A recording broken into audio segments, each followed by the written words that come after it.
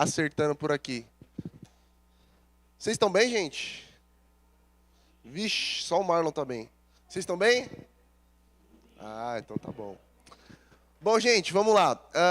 Partindo para nossa quarta aula aí do livro que nós temos como base, que é o livro Membresia na Igreja. Eu queria perguntar para vocês já, o que vocês estão achando dessas aulas voltadas mais para nossa parte como um corpo mesmo, para nossa parte de membresia? O que vocês têm achado? Tem feito alguma diferença? Muito edificante? Aqueles termos gerais, nada muito específico que a gente não lembra, né? Mas é no...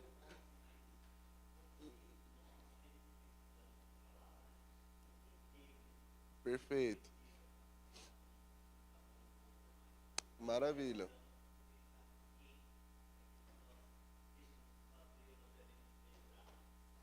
Maravilha, perfeito. Então é exatamente isso. Esse livro, como os outros que nós temos estudado, eles se chamam o livro das 9 marcas, né? Então, ele passa por uma série de conteúdos que refletem no nosso cotidiano, no nosso dia a dia, como servos de Cristo, como irmãos, no corpo. E aí, é exatamente isso que nós vamos aprender um pouquinho hoje, né? E propriamente, antes da gente entrar na nossa aula, eu já queria comentar com vocês quais que vão ser os nossos objetivos aí. Primeiramente, vai ser a gente aprender algumas figuras de linguagem que existem na Bíblia. E aí, eu vou falar para vocês, quem está um pouco mais próximo de mim aí, no primeiro semestre da faculdade, viu que eu estava reclamando bastante sobre uma matéria muito, muito chata, que se chama produção acadêmica. E depois eu tive produção de texto no segundo semestre. Ou matérias chatas, complicadas, difíceis, porque envolvem a nossa língua portuguesa. E como é difícil a nossa língua portuguesa? É verbo transitivo direto, indireto, sujeito oculto, sujeito presente na oração e um monte de outra coisa aí que a gente encontra. É difícil a nossa língua portuguesa. E hoje a gente vai fazer uma aula exatamente sobre isso. Olha aí, né? Deus me pegando depois, falando aí, tudo que você aprendeu agora você vai colocar em prática. Mas a gente vai aprender um pouquinho sobre as figuras de linguagem da Bíblia, um pouco sobre a estrutura que ela tem, e as metáforas, que é uma das figuras de linguagem, que apontam para a nossa igreja e nós como membros dessa igreja. Beleza? Então vamos lá. Antes da gente propriamente iniciar o conteúdo, eu não sei se vocês conhecem o que é tradução. Todos sabem o que é tradução, né? Maravilha. Então, a gente entende e a gente tem fé e acredita que a palavra de Deus, ela foi preservada até chegar a nós, né? Por conta da graça e da misericórdia do próprio Deus. Então, o Senhor, ele poderia ter se revelado a nós por forma de áudio, por forma de desenhos, por forma de N sinais, mas ele escolheu se revelar a nós através da sua palavra, através de texto. Então, o que isso tem a ver, Danilo? Todo texto, ele tem uma estrutura. Todo texto, ele precisa ter um começo, um meio e um fim. Todo texto, ele precisa ter coerência. Todo texto, ele precisa ter pontuações. Todo texto precisa ter interpretações. E aí que a gente vai começando a desenhar qual que é a estrutura da Bíblia que nós temos hoje. Claro que aí a gente vai ter aquelas correntes pensantes, né, principalmente filosóficas, que dizem, como pode? A Bíblia que vocês têm hoje é a mesma que tinha lá no início dos tempos. E nós acreditamos que sim, que Deus preservou essa palavra através de pessoas. Deus inspirou pessoas, autores, para que escrevessem, e a gente encontra isso relatado na própria Bíblia. Então, a gente crê que é um processo divino que o próprio Deus fez. Então, essa que é a principal questão, né? A gente encontra lá em Timóteo que toda a escritura é inspirada por Deus, usada para repreensão e exortação na palavra. Então, assim, nós acreditamos que a palavra de Deus, ela é viva hoje, ela é texto de Deus, palavra de Deus para nós, por conta dessa graça de Deus por nós, pelo amor de Deus por nós. Porque se não fosse isso, com certeza, esses textos, como tantos outros, teriam se perdido. Então, essa é a primeira consideração sobre a Bíblia, tá? Interessante que, se a gente pensar como é que todo esse processo se deu, a gente vai passar sobre essas primeiras traduções, que provavelmente você já deve ter ouvido falar, provavelmente você já passou, né, por algumas dessas aí em algum estudo ou no Google, enfim. Mas a primeira tradução que nós tivemos foi a Septuaginta. Vocês já ouviram falar nesse nome? Septuaginta. Então, a Septuaginta basicamente foi a tradução do Antigo Testamento para o grego. Então, isso na minha cabeça antigamente era uma coisa muito difícil de entender. Mas quando os apóstolos, na época de Jesus ali, enquanto eles estavam vivendo, a gente não tinha o Novo Testamento. A gente só tinha o Antigo Testamento. Então, aquilo que eles pregavam, aquilo que eles ensinavam, aquilo que eles discutiam nas sinagogas, era o Antigo Testamento. Só que ele estava em hebraico e algumas partes em aramaico. Só que a gente não fala nem hebraico nem aramaico. E aí, o que a gente faz? A gente traduz para o grego, que o grego era uma linguagem universal, o grego koiné, que a gente conhece como uma linguagem popular da época de Roma. Então, a Septuaginta é a tradução do Antigo Testamento para o grego, né, para que os apóstolos lá pudessem pregar nas sinagogas. Beleza? Depois disso, a gente teve a Vulgata. E a Vulgata, ela foi a tradução do Antigo e do Novo Testamento para o latim. Então, a principal Bíblia utilizada pela Igreja Católica aí, né? Então, a Vulgata foi a tradução tanto do Antigo como do Novo Testamento para o latim, que o latim já estava se tornando aí uma das linguagens mundiais também, tá? Depois disso, a gente teve o texto massorético, onde depois da destruição do templo, alguns judeus lá decidiram fechar o cânon bíblico. Todos sabem o que é cânon?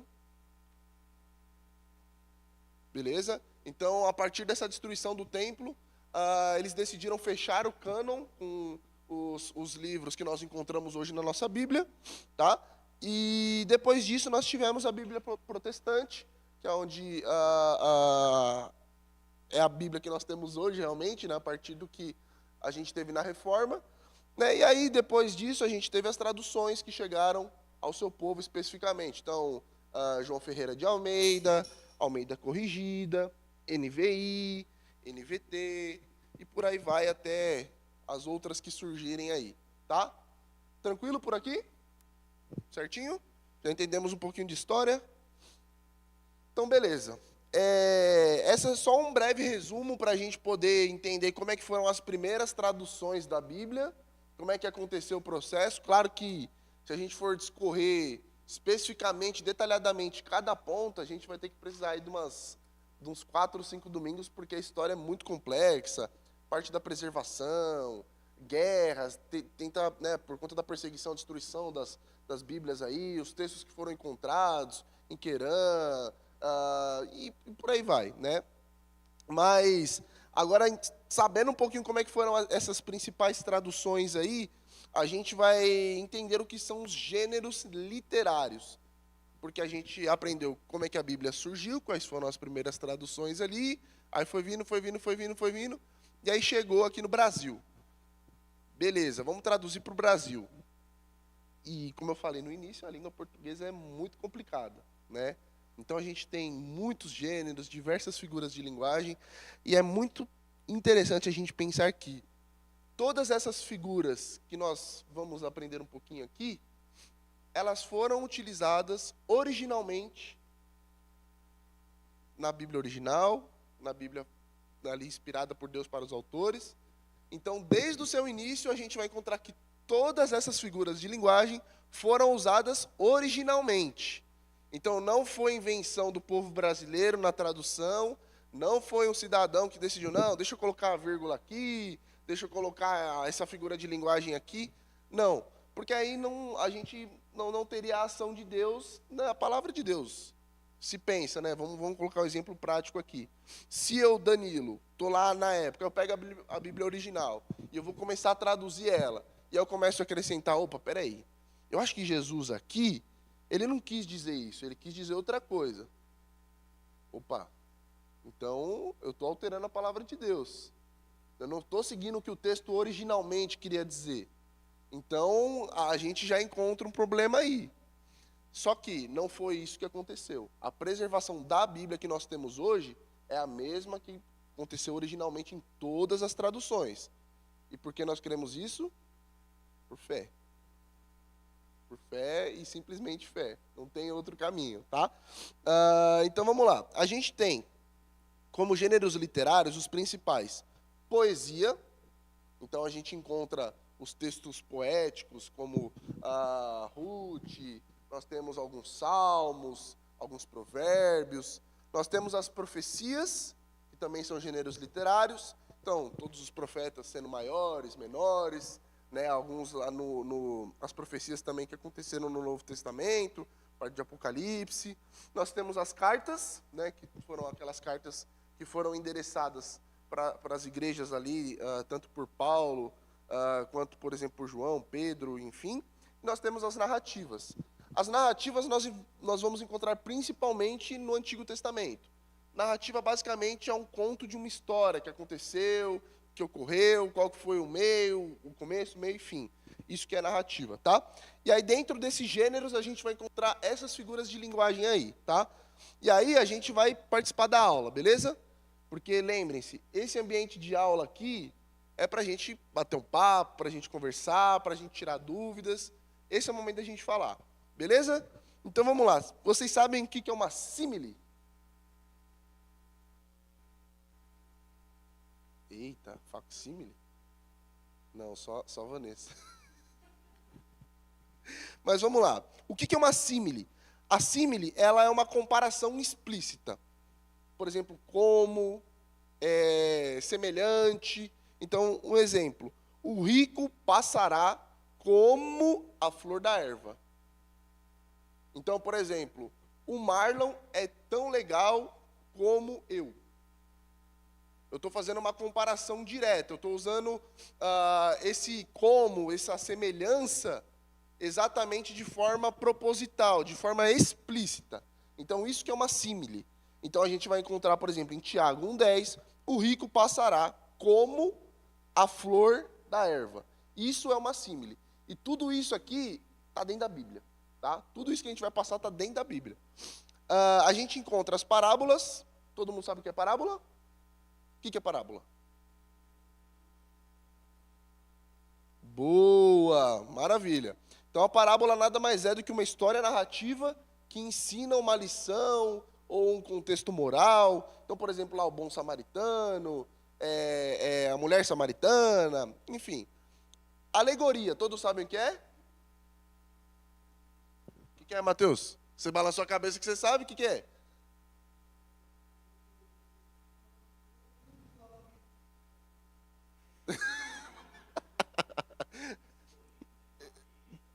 Perfeito, perfeito. Então, por exemplo, o Mateus falar que sabe, mas que não sabe explicar, é uma alegoria. Por quê? É como se fosse um simbolismo. Ela é uma extensão da metáfora, se a gente pode dizer assim. Então, por exemplo, é quando você quer dizer algo, não explicitamente, mas por trás de um contexto. Né? Então, por exemplo, a armadura de Deus, lá de Efésios 6, o capacete, a couraça, o escudo da justiça, não são físicos, são espirituais. Então, isso que é alegoria, tá? Hipérbole. Alguém sabe o que é hipérbole? Boa! A gente tá bem de português aqui, hein? Exatamente isso. Então, é um exagero para exatamente dar ênfase. Então, por exemplo, tirar a trave do seu próprio olho, que a gente encontra lá em Mateus 7, é exatamente essa ênfase em exagerar, né? Mostrar que é algo grande. E a personificação? E aí?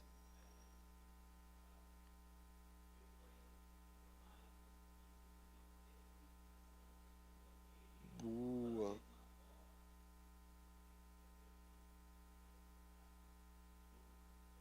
Perfeito.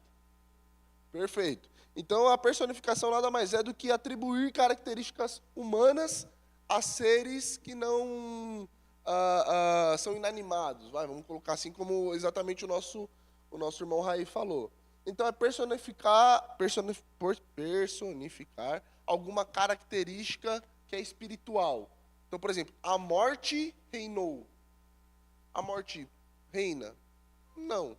Mas é uma coisa que a gente atribui ao ser humano. Certo? Agora aqui são dois termos mais complicadinhos, mas antropomorfismo.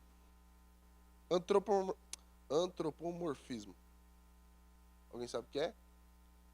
É atribuir características físicas humanas ao Deus.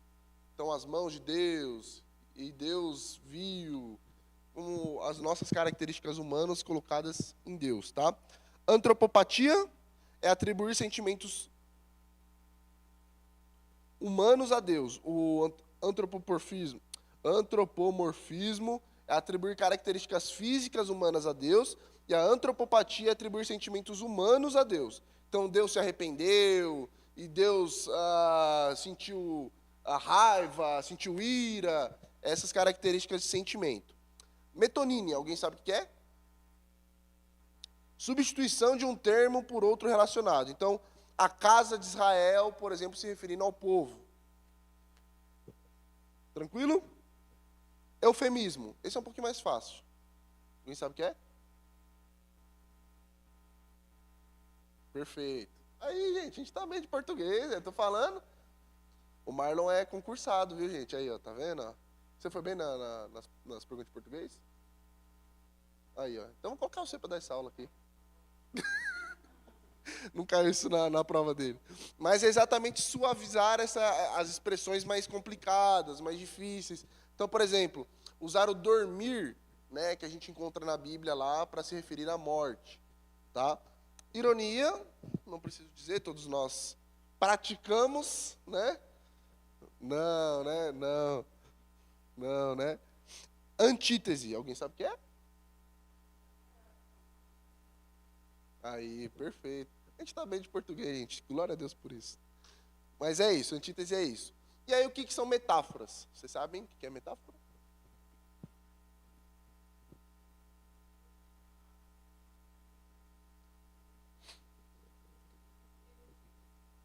Boa. Ó, a dona Socorro fez a lição de casa, hein, dona Socorro? Aí sim. Aí sim, dona Socorro. Aí, ó, tá vendo? Fez a lição de casa. Mas é exatamente isso. A metáfora. Aí, ó, tá vendo? A senhora já leu, já. Então eu não vou precisar mais dar aula para a senhora, então. Não, tô brincando. Não, tô brincando. Mas vamos lá. A metáfora nada mais é do que uma comparação implícita, e aí ela vai ser diferente lá da símile, né, que é algo explícito, mas a metáfora ela é uma comparação implícita, ela não aparece de forma visual para nós. Então, vamos lá, usar o como, o tal, semelhante, como eu dei o exemplo do Marlon. Então, por exemplo, ela é uma estrela. Ela é uma estrela. Eu estou dizendo que ela é tão brilhante, tão forte, tão alta, como uma estrela. Mas eu não estou usando como. O Danilo é um bolinho. Então, por exemplo, assim, eu não estou dizendo que o Danilo é como um bolo. Mas o Danilo é o bolinho, certo? Por exemplo, a Carolina é um doce de pessoa. Ironia. Olha! Ó, você tá vendo, né? Você tá vendo, né? Olha só, não foi eu que falei, hein?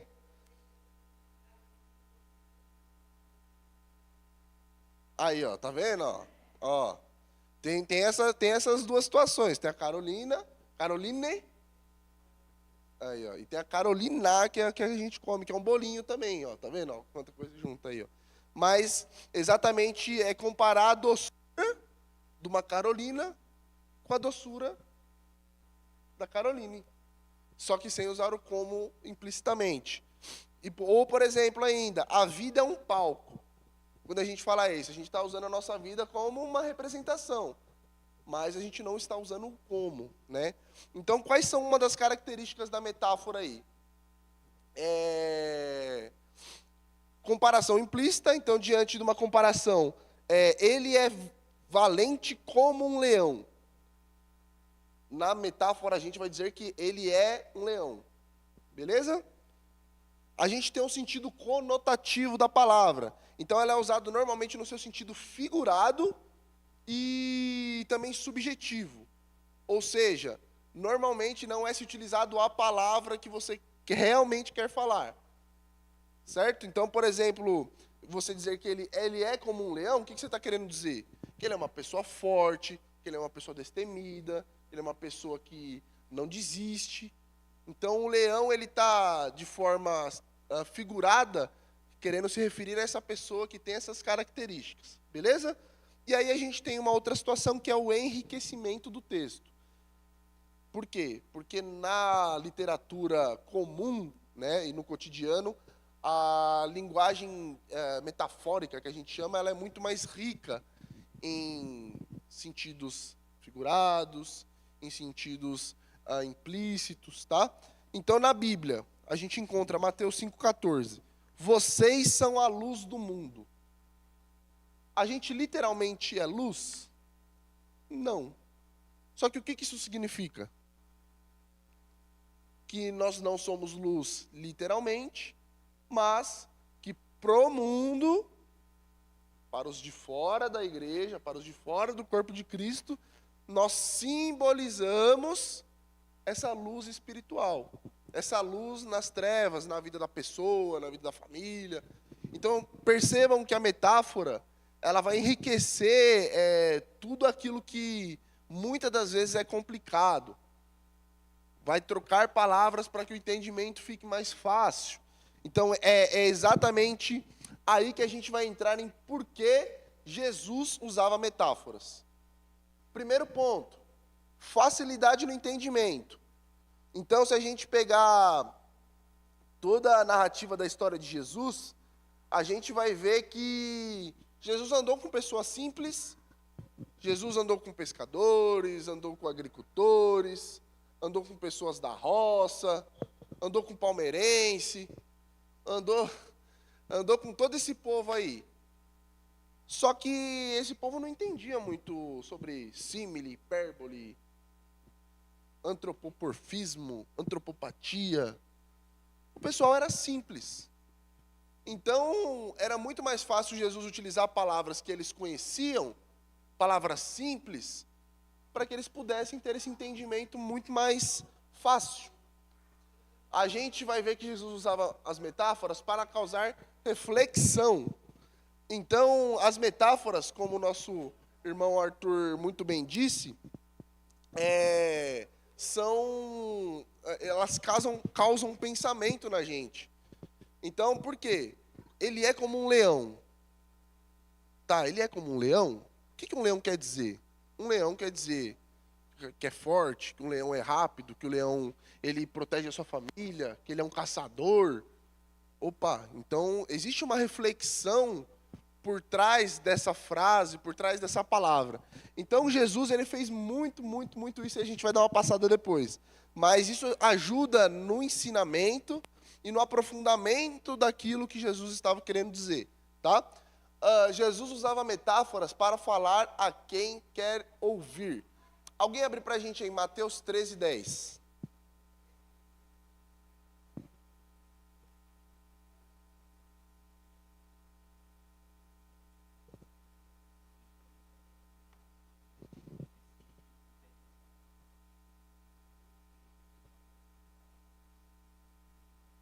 Pode ler até o 13.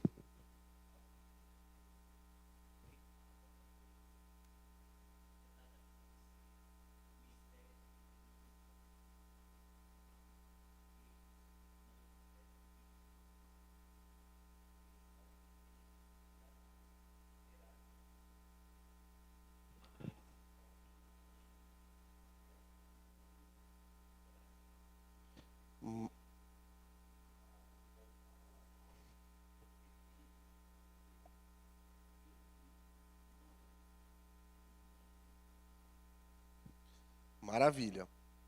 E como a gente viu, a parábola, ela também faz parte da figura de linguagem que é a metáfora, tá? Só para que vocês entendam aqui por quê. Jesus está falando parábola. Parábola e metáfora, elas têm o mesmo sentido, tá? Mas, vamos lá, o que Jesus está falando aqui? Ficou um pouco complicado, né? O Raí lendo aí, ficou um pouco difícil de eu entender. Mas, basicamente, Jesus está falando o seguinte. Os discípulos perguntaram lá para Jesus, ô Jesus, por que você está falando para o povo em parábolas? Por que você não chega e dá a voz final? Por que você fica com essas historinhas aí? Né? O pessoal dando a prensa em Jesus aí.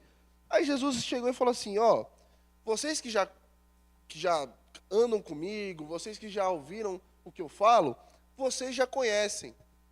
Tá tudo certo com vocês. Agora, eles, não.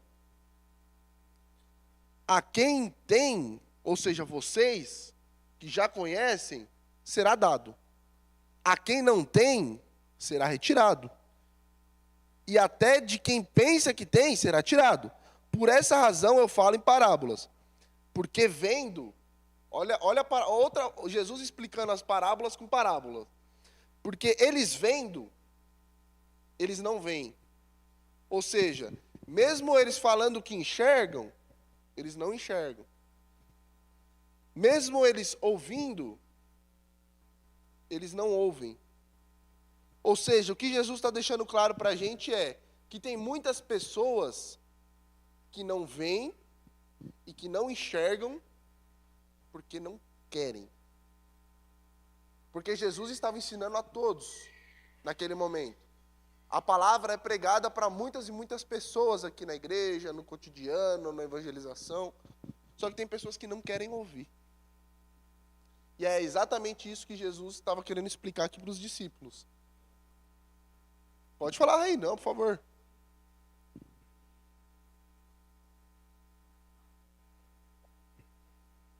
Exatamente.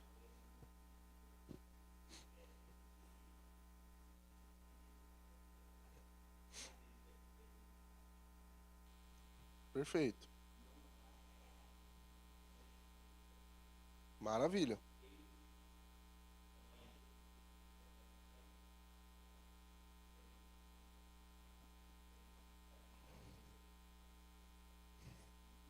Perfeito.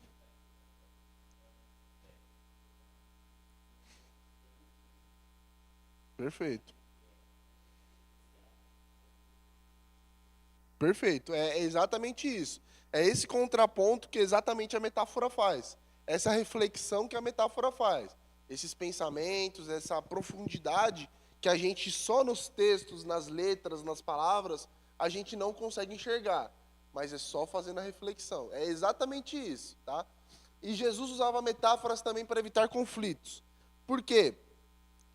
Algumas mensagens de Jesus, elas criticavam as lideranças religiosas, elas criticavam os governos, elas criticavam tudo aquilo que era errado perante ali os reinos, né?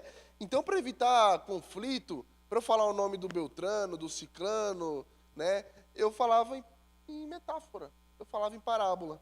Então, a gente encontra, por exemplo, a parábola dos lavradores maus, lá em Mateus 21, né, que é Jesus criticando diretamente lá aqueles que governavam as colheitas, a agricultura, mas não de forma implícita. Só que aí quem ouvisse aquilo lá ia falar, opa, eu conheço do que Jesus está falando, eu sei do que Jesus está falando. Então é exatamente isso. E principalmente porque histórias causam lembranças. É muito mais fácil a gente lembrar das historinhas de Jesus quando a gente está na classinha, né, por exemplo, lá do Kids. A gente não vai diretamente falar sobre teologia, a gente não vai falar sobre teologia sistemática, sobre batismo, sobre ceia. A gente vai contar historinhas. E aí, se você talvez conviveu na classinha, você vai lembrar da história do Noé, da arca. Você vai lembrar do mar, que foi aberto por Moisés. Você vai lembrar enfim, várias outras historinhas da mulher de Ló. que virou estátua de sal. Aí eu exatamente. Então são as historinhas que a gente vai lembrando, exatamente não porque a palavra de Deus é historinha. Não, mas é porque o texto de Deus, a palavra de Deus também é narrativa. Ele contou histórias pra gente, da história que aconteceu, para que chegasse no que nós somos hoje. Então, é exatamente essa a ideia de que as histórias causam lembranças. A gente lembra muitas vezes, muito mais das histórias que nós encontramos na Bíblia, das parábolas que Jesus contou. Então, você fala assim, vamos falar sobre a cura do paralítico? A gente lembra. Vamos falar sobre a mulher samaritana? A gente lembra. Vamos falar sobre o filho pródigo? A gente lembra. E são todas essas histórias que muitas das vezes a gente não lembra da reflexão em si que Jesus queria causar. Mas a gente lembra do enredo, da história como um todo. E é exatamente por isso que Jesus usava metáforas. Para que isso ficasse muito mais lembrado, né? Que as pessoas se lembrassem. É o que acontece com a gente hoje. E aí vocês vão perguntar, tá, mas Jesus, ele viveu ali, tal, né? E os apóstolos que aprenderam diretamente com Jesus? Por que eles também usavam metáforas? Didática mais simples, então era muito mais fácil eu conversar com alguém que entendia o que eu estava falando, porque por exemplo, Paulo tinha muito conhecimento. Ele poderia ter usado da sua teologia, do seu conhecimento para pregar para as pessoas? Poderia muito bem. Só que é muito mais fácil eu conversar num contexto próximo, né? Então, eu, por exemplo, entendo muito de matemática. Se eu começar aqui a falar de pi, de Pitágoras, de fórmula de Bhaskara, de não sei o quê, talvez vocês não entendam. Mas se eu começar a utilizar, vamos fazer uma continha de mais, uma continha de menos, multiplicação, divisão, raiz quadrada, talvez a gente consiga entender com mais fluência, a gente consiga entender com mais proximidade. Então é exatamente por isso que os apóstolos também utilizavam metáforas. E aí a gente entra no contexto cultural. Então, hoje, se eu falar, por exemplo, sobre qualquer situação que fuja da nossa cultura, se eu falar, sei lá, sobre uma festa judaica, a gente não vive esse contexto aqui. Pode ser que eu, sou de uma tribo indígena. Lá na minha tribo indígena a gente faz A, B, C, D, E. Você não vive numa tribo indígena, você não vai saber o que eu estou falando. Então, as metáforas causavam essa proximidade cultural. E também a realidade simbólica. O que isso significa? É exatamente trazer a simbologia para a realidade natural. Então, por exemplo, assim, a Bíblia utiliza essas metáforas exatamente para que a gente seja convidado a essa reflexão mais próxima. Então, quando a gente encontra lá, seja meus imitadores como eu fui de Cristo. O que é um imitador? É aquele que copia. É aquele que faz igual. Tá, mas por que eu tenho que imitar Paulo?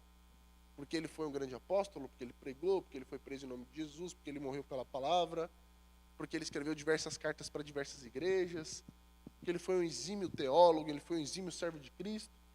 Então, a gente precisa entender que a simbologia que acontece por trás de um todo reflete na nossa realidade. Beleza? E aí também, esconder ou revelar verdades.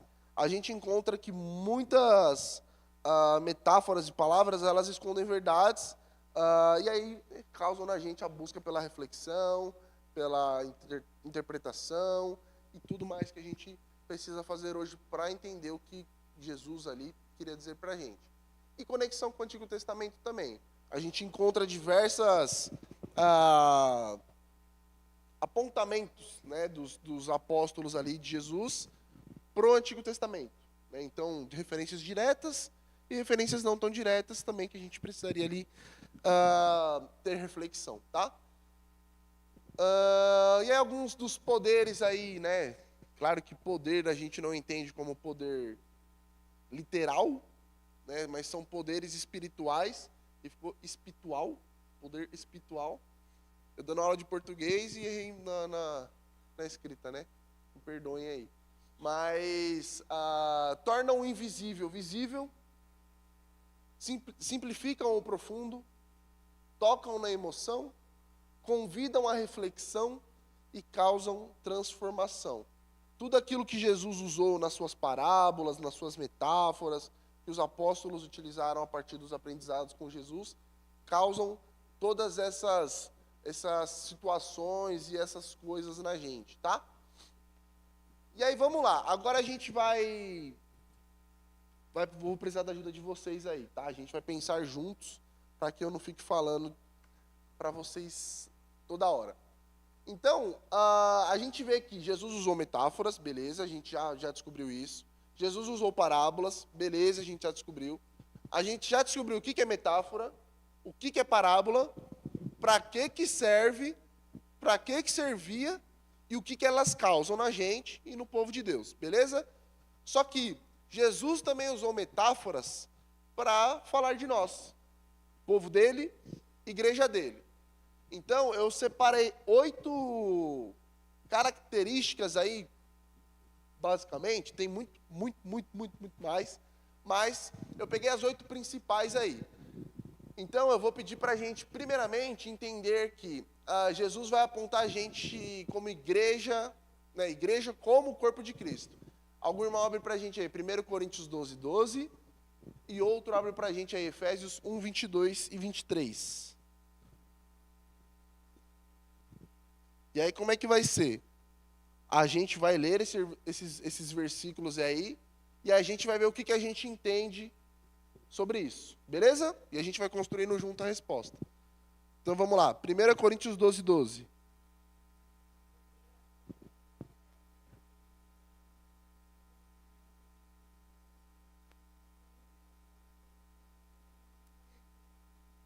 Maravilha. Efésios 1, 22.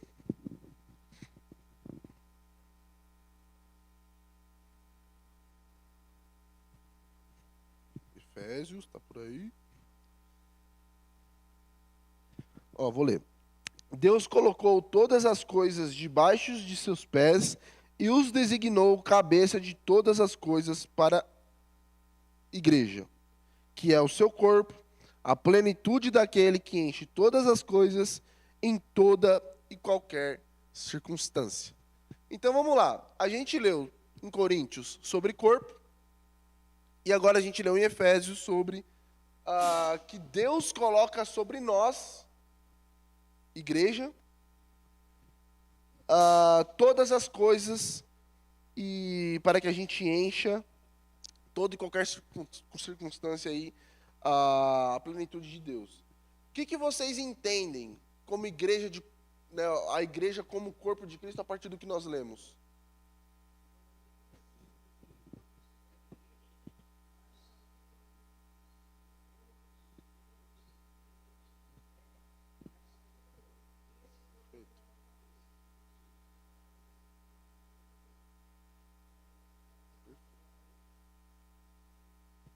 Perfeito, muito bem. Então, a nossa irmã Lourdes usou diretamente a figura do nosso corpo físico, né? E aí, o que mais?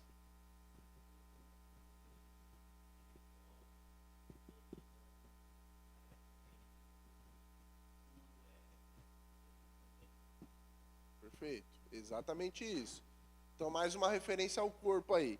Agora, vamos pensar em Efésios 1.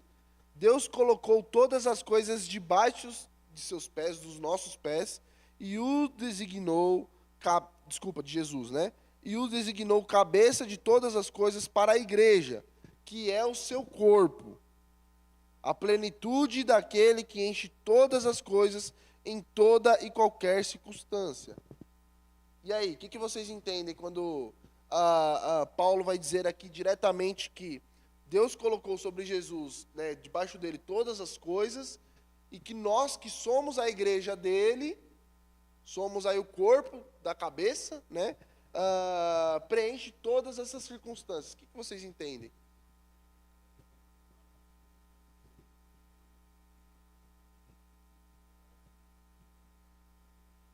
Maravilha, então nós temos responsabilidade? Boa, muito bem. É o principal, talvez, que eu diria, resposta para esses versículos aqui de Efésios, é exatamente responsabilidade. Por quê? Porque Deus, como soberano, como Pai, como autor de todas as coisas, ele nos designou como filhos, né, a partir da adoção, né, na nossa crença em Jesus, mas ele designou que nós devêssemos apresentar para as outras pessoas o Evangelho, a salvação que vem a partir de Jesus. Então, além de nós sermos corpo, enquanto irmãos, enquanto comunhão, enquanto cabeça, enquanto membros, né, desse corpo, enquanto organismo, né, dentro disso tudo nós temos responsabilidades, que é o quê? Depois a gente vai dar uma passadinha aí. Mas é exatamente isso, tá? Agora, igreja como noiva de Cristo. Alguém abre pra gente aí, Efésios 5, 25 e 27. E Apocalipse 19, 7.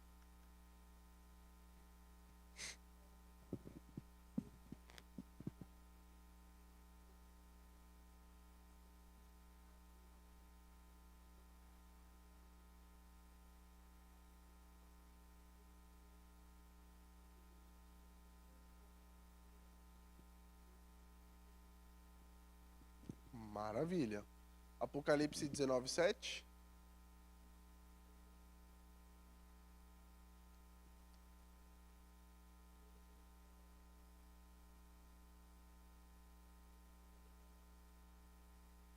Maravilha.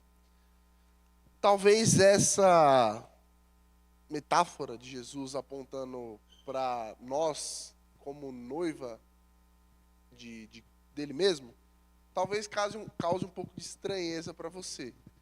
Confesso que no meu início de conversão, eu não entendia muito bem, não. Eu falava assim, meu, o que quer dizer isso daí, né? Eu noiva? Não, sou homem. Né? Eu ficava com esse pensamento bobo, né? Mas às vezes na gente, a gente não entende o que isso realmente significa, né? Mas Jesus ele está usando basicamente essa metáfora, essa comparação, para que a gente entenda a realidade simbólica do que é o nosso encontro com Jesus e a nossa realidade é o casamento. Então ele está pegando assim, vou explicar para vocês. Ele está pegando uma união que ela intrinsecamente vai se tornar uma única coisa, que é o casamento. A entrega do marido, ela deve ser sacrificial à sua esposa, ou seja, eu decidi casar com essa mulher, eu decidi viver a minha vida com ela, então eu tenho que morrer por ela se for necessário. Eu tenho que fazer de tudo para que essa mulher fique feliz. Eu vou fazer de tudo para que essa mulher se sinta bem. Eu vou fazer de tudo para que essa mulher não erre, não caia em tentação. Não. É essa a função do marido. Beleza? E a função da mulher não é se submeter simplesmente no sentido de eu vou obedecer. São duas coisas totalmente diferentes. A sujeição, ela está muito mais ligada à entrega, ou seja, eu escolho me entregar, eu escolho, não no sentido conotativo da palavra, né? Porque essa parte da Bíblia, ela tem uma interpretação muito errada, né? E os homens aí usam essa parte da Bíblia como forma de falar, ó, esposa, fica no seu lugar aí, porque eu sou cabeça da casa e você tem que se sujeitar a mim. Não é isso que a palavra de Deus está querendo dizer. A sujeição, ela não é horizontal, vamos dizer assim. Ela é vertical. Por quê? A mulher se sujeitando a Cristo em primeiro lugar, que é assim que realmente deve ser, ela vai ter a sua comunhão, a sua união com o seu marido de forma intrínseca. Ela vai ter exatamente, natural, real. Então não vai ser uma coisa, por exemplo, assim, eu tenho que estar com meu marido porque Jesus falou que eu tenho que me sujeitar a ele. Não, não é isso. É em adoração a Cristo que você vai escolher estar unido. E isso não é que existe um direito maior ou menor, o homem que manda, a mulher que manda, não existe isso. Perfeito, exatamente.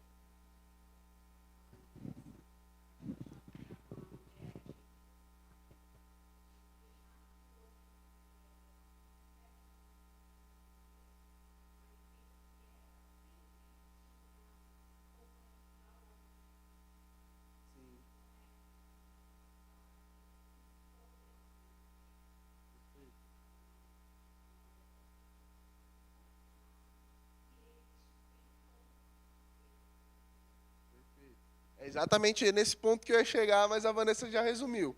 Porque se cada um fizer o seu papel dentro do casamento, a gente vai ter uma mulher que é sujeita a Cristo em primeiro lugar, e por isso ela está unida a seu marido, e o seu marido ama a sua esposa como Cristo amou a igreja, um amor sacrificial.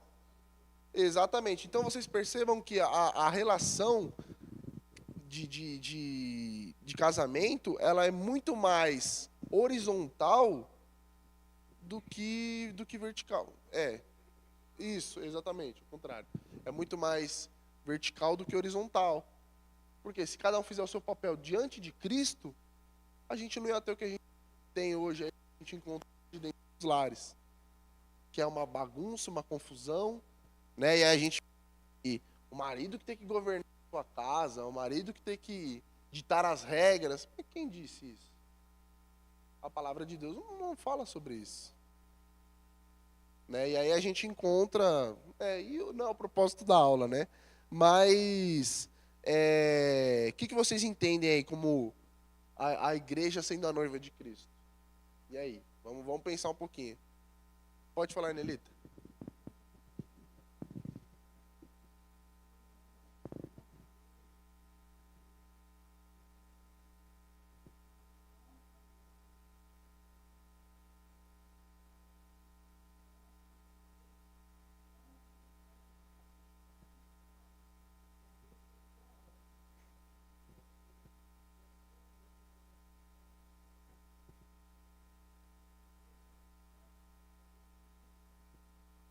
Perfeito. Perfeito. Perfeito. É exatamente isso que a gente falou no início. Jesus está usando a nossa realidade, falando sobre casamento, para que exista essa comparação entre o encontro dele com a gente. Percebam que talvez essa referência nunca passou na sua cabeça, porque eu já sabia disso, já tinha certeza disso, mas fazendo a aula eu falei assim, caramba, meu, olha como Jesus é interessante, né? Ele está usando a nossa realidade para falar sobre algo muito maior. E é isso que a metáfora faz, essa reflexão. Então, Jesus, ele basicamente está usando a nossa união, que é perfeita, que deveria, pelo menos, ser perfeita no sentido matrimonial, né? Porque, como eu falei anteriormente, se o homem cumprir o seu papel dentro do casamento, sendo vertical, e a esposa também, a gente vai ter uma união que é perfeita, matrimonialmente falando. Responsabilidade, né? As responsabilidades sendo cumpridas. Então, é sobre esse tipo, essa realidade matrimonial de casamento que Jesus está querendo fazer referência. Beleza? Ficou claro para vocês essa parte? É interessante, né? Vamos lá. Igreja casa de Deus. Alguém abre para a gente aí Efésios 2:19 e 1 Pedro 2:5.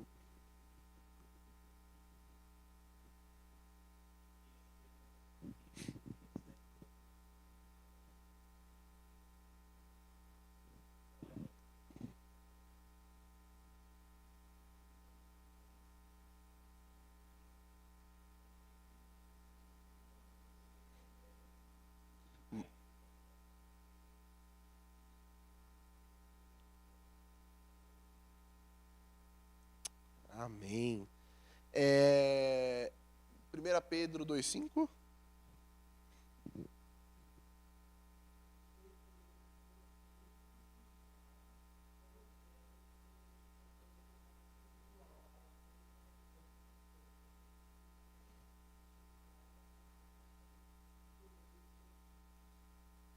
Maravilha. E aí, o que vocês entendem quando a gente fala a igreja como casa ou como edifício de Deus? E aí? Vamos.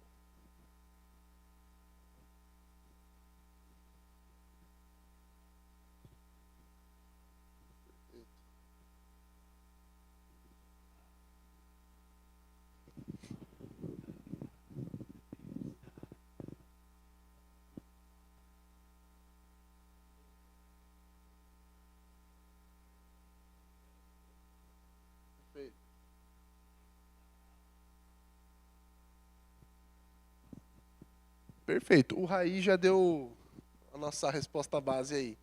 Mas ainda assim, vocês percebem que, com base na resposta do Raí, Jesus está usando a nossa realidade para apontar algo muito maior? Então, Jesus ele está basicamente usando a reflexão do seguinte, ó, para você construir uma casa firme, né? E aí eu sempre lembro dos 3 porquinhos lá, né? Para você construir uma casa firme, que vai aguentar a tempestade, que vai aguentar o lobo mau lá, né, o Satanás.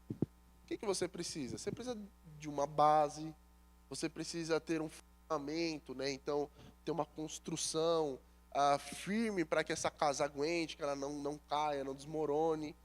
Né? Então, é exatamente isso. Jesus está usando a nossa realidade para apontar algo muito maior, que é o quê? Nós precisamos estar firmes, nós precisamos ter essa base que é Jesus, nós precisamos ter esse firmamento na palavra de Deus, que é a nossa regra de fé e prática.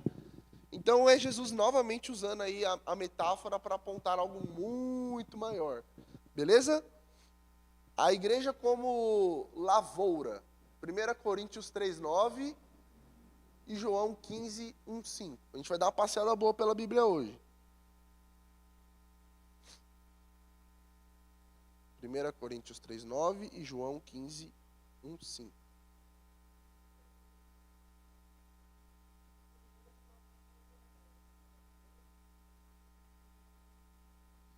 Beleza? João 15:1.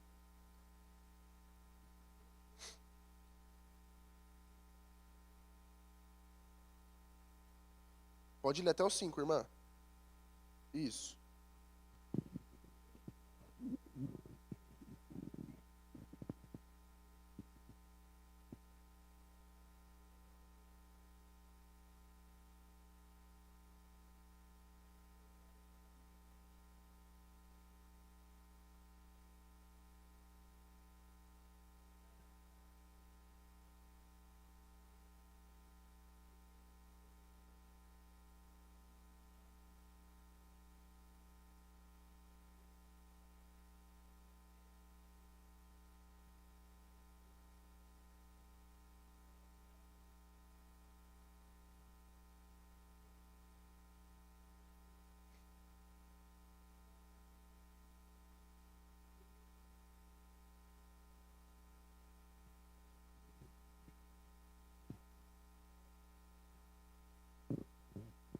Amém.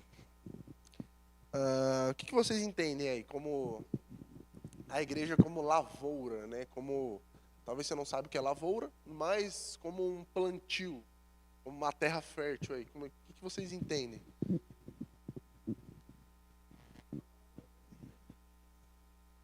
Perfeito.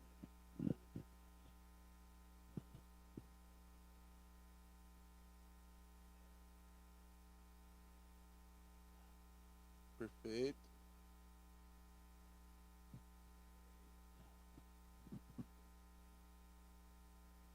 Maravilha.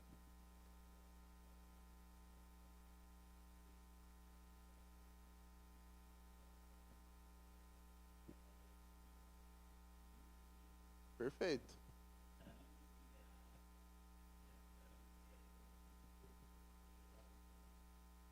Maravilha.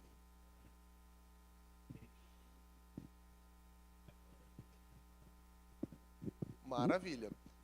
A gente encontra principalmente nessas passagens aqui que nós lemos a dependência que nós temos de Cristo, como o Raí muito bem falou. Por quê?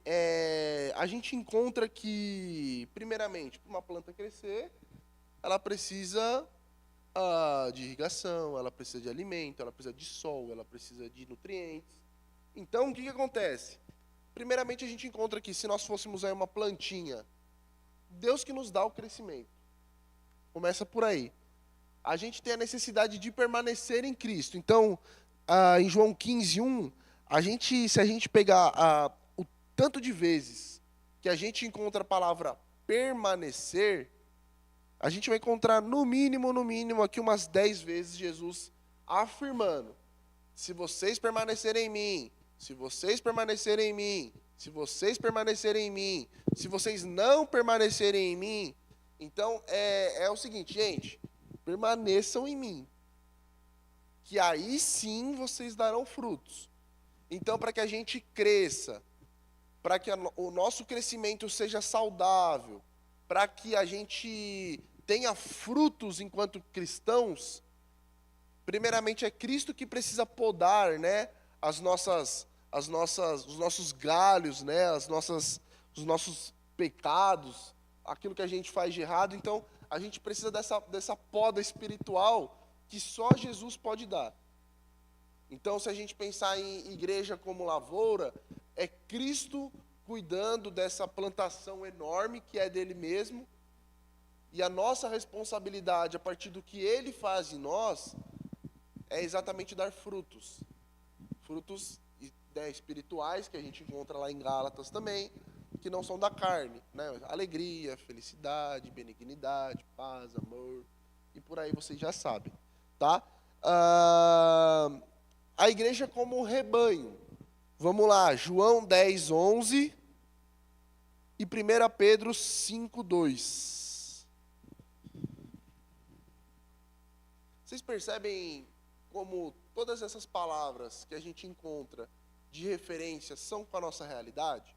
Então a gente apontou como corpo de Cristo, como noiva de Cristo, como casa de Deus, como lavoura e agora como rebanho.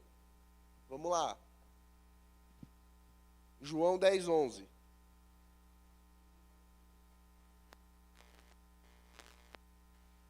Maravilha. 1 Pedro. Ô, Léo, lê pra gente até o 16. Isso.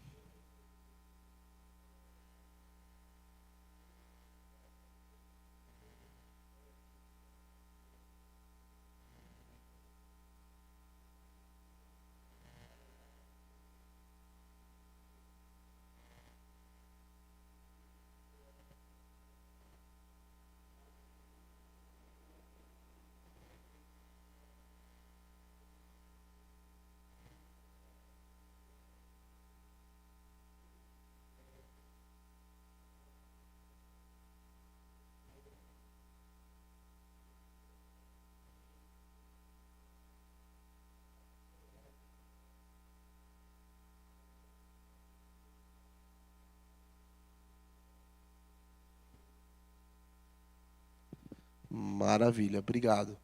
1 Pedro 5, 2.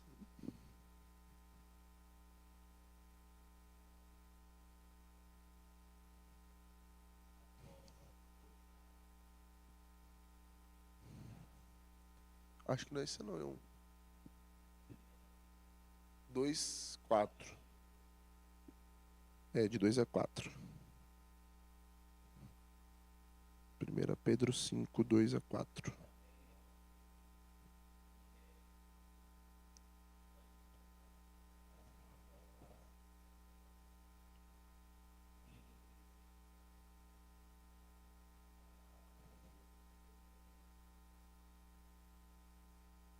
Maravilha. Então, e esse também era um outro exemplo de que eu não entendia, né? Quando eu me converti, o pessoal falava assim, não, que vocês são ovelhas. Aí eu falava, que negócio é esse de ovelha? Eu sou marronzinho, a ovelhinha é igual a Dona Socorro, assim, né? Cabelinho branquinho, enroladinho e tal, aquela coisa bonitinha, né? Mas que tem a ver? Eu sou ovelha, rapaz. Não tem nada a ver isso aí, né? E aí a gente lendo, a gente começa a aprender e a entender o que quer dizer, né, ser ovelha. E aí Jesus é exatamente usando mais uma metáfora, né? Então ele pegando nós como ovelhas e ele como o bom pastor. Aí a gente vai entender qual que é a função do pastor na igreja, a gente vai entender por que um pastor tem que cuidar das suas ovelhas, a gente vai entender o que acontece se a ovelha se perder, o que acontece se a ovelha não ouvir a voz do pastor. A gente sabe que a ovelha, ela conhece a voz do pastor. Então, são referências diretas sobre como nós somos como rebanho desse pastor supremo que é o nosso Senhor. Então esse é um pouco mais simples de entender.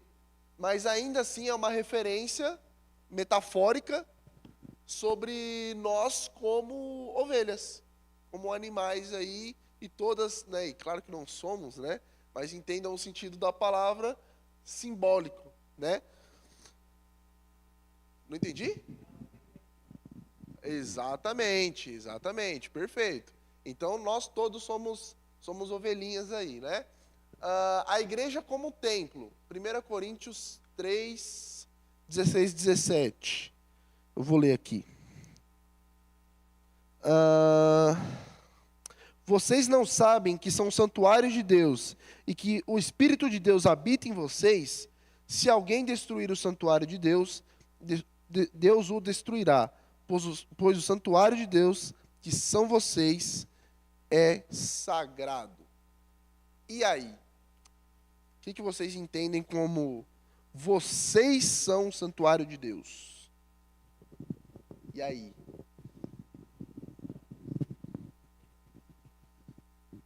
O que significa sermos o templo do Espírito Santo?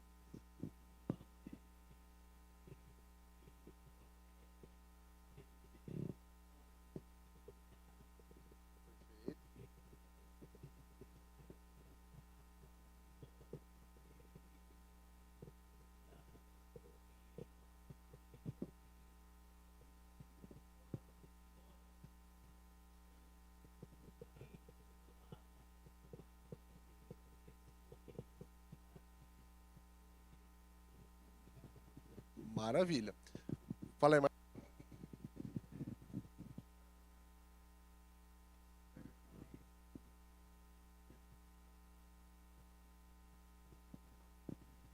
perfeito, aí, ó. O homem deu a resposta. Maravilha. Então, o que era o templo ali nos templos do Antigo e do Novo Testamento? O templo era um local de adoração, as pessoas se reuniam para adorar o nome de Deus. Então, ele era visto, né, como um lugar santo. Então, eu só poderia ter a presença de Deus se eu estivesse lá no templo. Só que aí Jesus chegou para mudar toda a parada, né? Então é o seguinte, gente, vocês não têm mais necessidade de ficar indo naquele lugar para ficar, né, para ter a presença de Deus, sabe por quê? Porque vocês são o templo do Espírito Santo. Vocês têm a presença de Deus dentro de vocês. E inclusive tem uma passagem que a gente interpreta de forma muito errada e que faz totalmente parte aqui do que a gente está falando agora. Aquela parte que a gente encontra. Se 2 ou mais estiverem reunidos em nome de Jesus, ali ele estará presente. Então, se tiver um só, Jesus não está? E aí? Exatamente. Por isso que essa interpretação bíblica ela é errada. Porque, e aí a gente vai entrar aqui, na época bíblica, existia a questão das testemunhas, quando era firmado um acordo, precisavam ter 2 ou mais pessoas para que fosse fechado, combinado algo em nome de alguma coisa. Beleza. Agora, em nome de Cristo, não. Porque nós temos a presença de Jesus dentro de nós. Então, se a gente estiver orando no nosso quarto, a gente não tem a presença de Deus? Sim, a gente tem a presença de Deus. Então, essa passagem ela é equivocada exatamente por isso. Nós somos templo do Espírito Santo, então é por isso que a gente precisa cuidar desse templo, a gente precisa se santificar, precisa fugir do pecado. Por isso que a gente tem que realmente buscar a saúde, né? Porque, por exemplo, na sua casa, você não chega lá na sua casa quebrando tudo. Você cuida, você limpa, você, né, faz uma comida boa, você limpa a geladeira, você lava a louça, né, Marlon? Nossa, você falou com pesar, né? Mas a gente lava a louça, né? Porque a gente ama sacrificialmente nossas esposas, né? E hoje é Dia das Mulheres, né? Como o pastor falou. Então, tem que tomar cuidado para não quebrar a louça, né? Porque pensou no Dia das Mulheres ainda, aí é tristeza, né? Mas é exatamente isso. Essa santificação que precisa acontecer porque nós somos templo do Espírito Santo. Então é Deus pegando, Jesus pegando uma referência do pessoal de lá, um lugar que era santo, que era adorado, que as pessoas deveriam ir lá para ter a presença de Deus, e falando, não, agora cada um de vocês é templo do Espírito Santo aí. Mais uma vez, pegando a realidade e transformando em simbologia, para que a gente tenha essa reflexão. A igreja como nação santa e povo de Deus. 1 Pedro 2:9.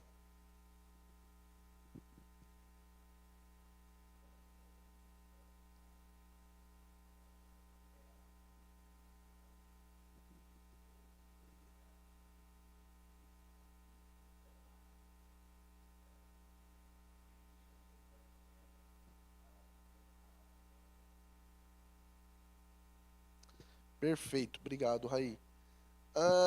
E aí, o que vocês entendem? Igreja como nação santa e povo de Deus. E aí? Será que é só o povo de Israel que é o escolhido? E aí?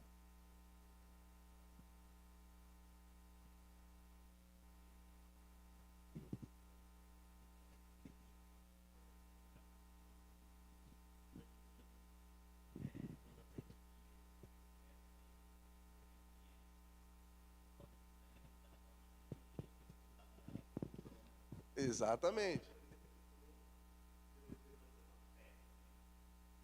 Vai.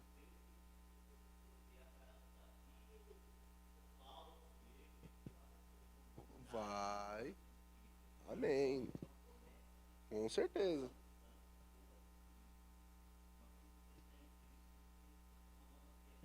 Perfeito. Perfeito. Perfeito. Exatamente. É isso que. Pode falar, irmã.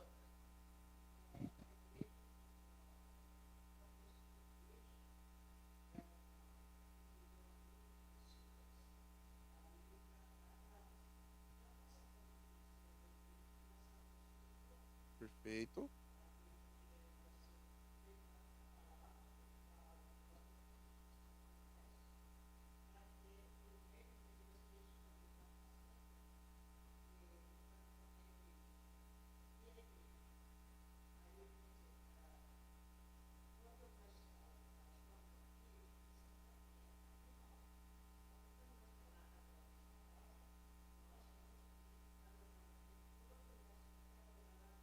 Com certeza. Perfeito. Exatamente isso. Então, a gente vê que a igreja como nação santa e povo de Deus está muito mais relacionado à nossa identidade.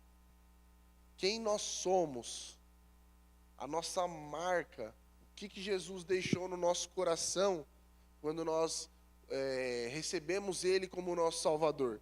Então, quando a gente entende e a gente lê esse versículo, Jesus, né, vai a partir do que Pedro escreveu, dizer: antes vocês nem sequer eram povo, mas agora são povo de Deus. Não haviam recebido misericórdia, mas agora receberam. Então, é exatamente a nossa identidade, quem nós somos, como nós vivemos, onde nós estamos, qual é o nosso testemunho, a nossa responsabilidade em proclamar o Evangelho, a nossa separação das trevas, separação do mundo. né? E aí o que a gente vive em sociedade realmente? Como é que nós somos, né? Podemos dizer que somos escolhidos? Exatamente. Como é que a gente pode dizer que é separado se a gente vive como todo mundo? Fica a dica, né? Hashtag fica a dica. É exatamente isso que Jesus quer dizer para nós. E o último tópico aí, igreja como luz do mundo. Mateus 5, 14 e 16. Pode ler, Dona Socorro?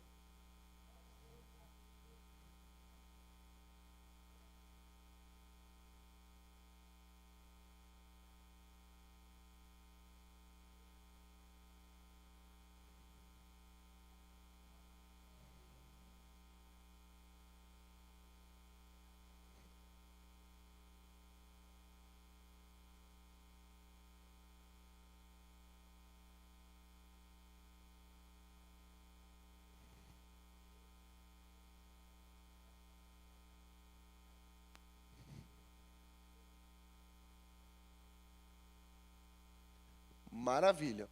Então, vamos pegar Jesus, a igreja como luz do mundo. Como eu dei o exemplo anterior lá. Nós somos literalmente luz? Não. Você falou que sim?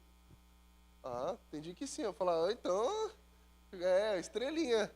Mas nós não somos literalmente luz, né? Nós não somos, né? A gente chega em casa escura e começa a iluminar tudo, né? A gente não é desse jeito, né? Mas a luz, exatamente que Jesus está querendo dizer para nós, e que nós vimos lá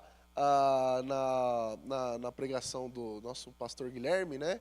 Contra fluxo, é exatamente que nós somos sal, nós não somos literalmente sal, né?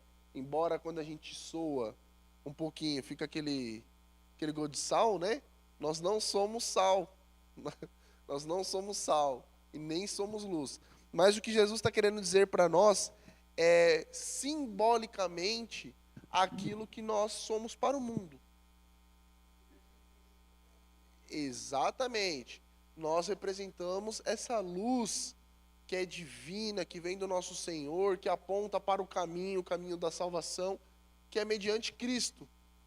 Então, vocês percebam que todas essas questões que nós conversamos são metáforas que Jesus utilizou, pegando a nossa realidade, aquilo que nós conhecemos, aquilo que nós vivemos, aquilo que nós experimentamos, conhecemos, para transformar em ensinamento bíblico. Porque Jesus poderia muito bem, com o seu poder, com a sua glória, explicar um monte de termo difícil e falar para vocês, agora aí, ó, com vocês aí, ó, se virem. Mas o nosso Senhor, ele é tão amoroso, ele é tão grandioso, ele é tão misericordioso, que ele pegou coisas que nós conhecemos, coisas que nós vivemos, e falou, vou transformar isso em ensinamento. É para isso que as metáforas servem, é para isso que as parábolas servem. E a gente vai entender que as metáforas, elas são janelas que Deus abre para que possamos enxergar verdades eternas através de imagens temporais. Ou seja, tudo aquilo que nós aprendemos, e tem muitas outras, se você pegar a Bíblia, você vai ver que existem muitas outras metáforas e parábolas que apresentam a igreja e o povo de Deus. Tem muitas outras, eu peguei as principais.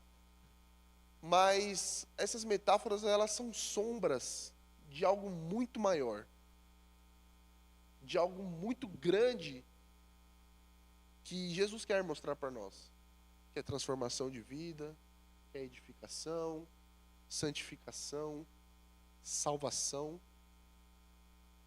E Jesus, como simples, usou a nossa linguagem, a nossa simplicidade, que nós conhecemos, que nós vivemos, para que nós pudéssemos entender e aprender um pouco mais sobre Ele mesmo.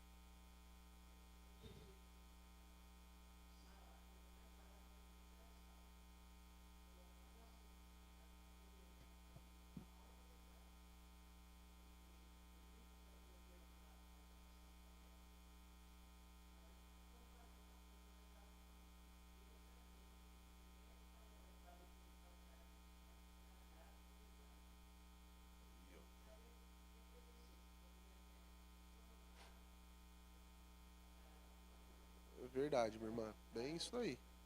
É exatamente isso, né? A coisa mais barata hoje que a gente encontra é a camisa do Palmeiras, né? Tá barata, né? Quase. Mas eu falo brincando, eu vou defender, ó, eu sou atacador aqui do Palmeiras aqui quando eu tô nas aulas. Defendo nosso Corinthians. Mas, gente, ficou claro para vocês? Vocês entenderam o que que é metáfora?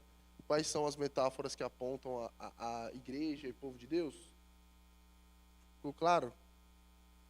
Espero que vocês possam não só aprender um pouco mais sobre isso, mas também refletir, pega lá a Bíblia e olhe as parábolas e as metáforas, não só como um texto simples, né, que Jesus está falando, ensinando.